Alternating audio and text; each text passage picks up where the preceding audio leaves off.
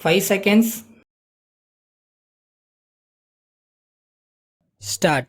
தமிழ்நாடு சட்டமன்ற பேரவையில் நிதிநிலை அறிக்கை மீது நடைபெற்ற விவாதத்தில் ஆளும் கட்சி உறுப்பினர் ஒருவர் பேசுகையில் குறிப்பிட்டதாவது: பேரவை தலைவர் அவர்களே, இந்த மன்றத்தில் பேசும்போது அரசாங்கத்தின் நல்ல கொள்கைகளை அனைவரும் வரவேற்றும் ஆதரித்தும் பேசியிருக்கிறார்கள்.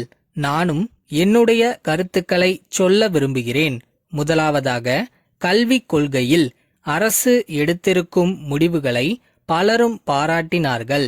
கல்வி அறிவில்லாத மக்களே நம் நாட்டில் இருக்கக்கூடாது என்ற அடிப்படையில் கட்டாயமாக இலவச கல்வியை எல்லா மக்களுக்கும் அளிப்பதற்கான நடவடிக்கைகளை எடுத்துக்கொள்ள வேண்டுமென்று கேட்டுக்கொள்கிறேன். ஒவ்வொரு கிராமத்திலும் உள்ள பிள்ளைகள் எழுத்தறிவு பெற ஆரம்ப பள்ளிகளை ஏற்படுத்த வேண்டுமென்று கேட்டுக்கொள்கிறேன்.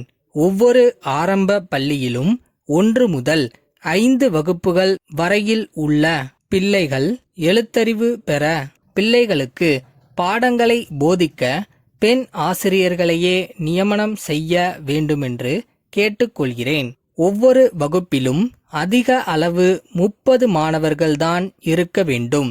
அதற்கு மேற்பட்டவர்கள் இருந்தால் வகுப்பை 2 அல்லது 3 பிரிவுகளாக பிரித்து ஒவ்வொரு மாணவனும் ஆசிரியரின் நேரடி கண்காணிப்பில் இருக்குமாறு செய்ய வேண்டும் என்பதை தெரிவித்துக் கொள்கிறேன்.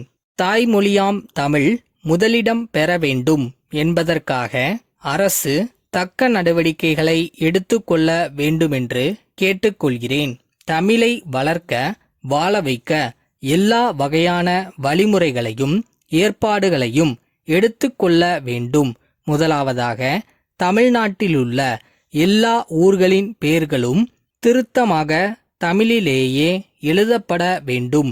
அதேபோல் நாட்டிலுள்ள கடைகள், அலுவலகங்கள், நிறுவனங்களின் பெயர் பலகைகள் எல்லாம் தமிழிலே இருக்க வேண்டும் என்று அரசாங்கம் ஆணை பிறப்பிக்க வேண்டும். அதற்காக தீவிரமான நடவடிக்கைகளை மேற்கொள்வதற்கான முயற்சிகள் எடுத்துக்கொள்ள வேண்டுமென்று கேட்டுக்கொள்கிறேன். எங்கும் தமிழ், எதிலும் தமிழ் என்ற அரசாங்கத்தின் கொள்கையை உறுதிப்படுத்தி எல்லா அரசாங்க அலுவலகங்களிலும் வேண்டிய முயற்சிகளை செய்ய வேண்டும். அரசாங்கத்தின் அலுவல்களை எல்லாம் தமிழிலே நடத்தவும், கடித போக்குவரத்துகள், அரசு ஆணை போன்றவற்றையெல்லாம் தமிழிலே நடத்தவும் அரசு ஊழியர்களை ஊக்குவிக்க வேண்டும். அதே மாதிரி பள்ளிகளில் மாணவர்களின் வருகை பதிவேடு, சம்பள பட்டியல், ஆசிரியர் குறிப்புகள் போன்ற எல்லாவற்றையும் தமிழில் எழுதுவோருக்கு ஒரு குறிப்பிட்ட காலம் வரையிலும் ஊக்கத்தொகை அளிக்கலாம் என்பதை தெரிவித்துக் கொள்ள விரும்புகிறேன். அடுத்து, கல்வி பயிலும் ஏழை குழந்தைகளுக்கு பாடப்புத்தகங்கள், நோட்டு புத்தகங்கள், எழுது கருவிகள் போன்றவற்றை இலவசமாக வழங்குவதற்கான ஏற்பாடுகளை அரசாங்கமே செய்து தர வேண்டுமென்று கேட்டுக்கொள்கிறேன். ஏழை குழந்தைகளுக்கு மதிய உணவுடன் ஊட்டச்சத்து பொருள்கள் ஆகியவற்றை இலவசமாக வழங்க அரசு தக்க நடவடிக்கைகளை எடுக்க வேண்டுமென்று கேட்டுக்கொள்கிறேன்.